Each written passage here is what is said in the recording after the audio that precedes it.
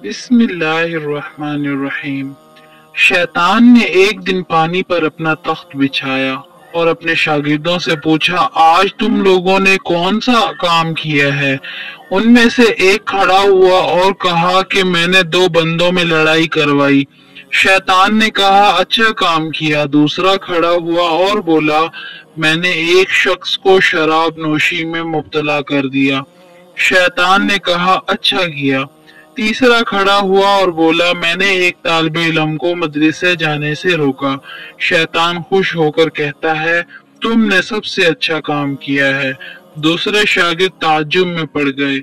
शैतान ने कहा, अगर वो तालिबे इल्म आलिम दीन बन जाता तो कभी हमारे बहकावे में नहीं आता।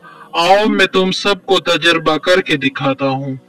शैतान एक गधे को अच्छी तरह सजाकर रात को एक आबिद के दरवाजे पर गया और कहा कि तुमने बहुत इबादत की, अल्लाह को पसंद आई। मेरे साथ फरिश्तों की जमात है।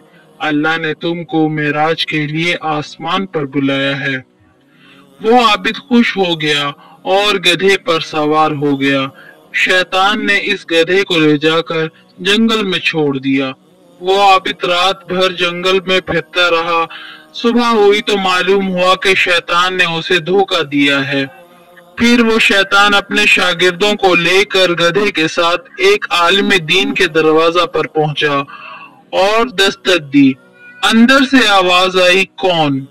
शैतान ने कहा, आपने इल्म दीन हासिल किया, इबादत की और लोगों को नेक राह बताई। अल्लाह ताला ने आपको पसंद किया है, आपको मेराज के लिए आसमान पर बुलाया है। आलिम दीन ने कहा, तुम शैतान हो, मुझे धोखा देना चाहते हो।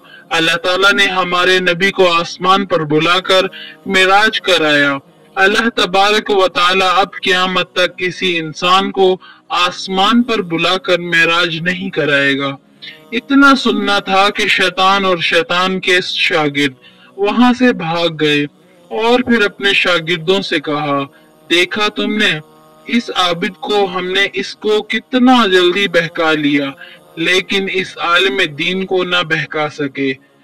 हमें भी चाहिए कि हम इल्म दीन सीख कर इस पर अमल करें और दूसरों को सिखाएं ताकि शैतान के बहकावे और बुराइयों से बचें। मजीद अच्छी वीडियो के लिए वीडियो को लाइक करें, मेरे चैनल को सब्सक्राइब करें, बेल आइकन पर क्लिक करना ना भूलें। दुआओं में याद रखें। अल्लाह हाफिज।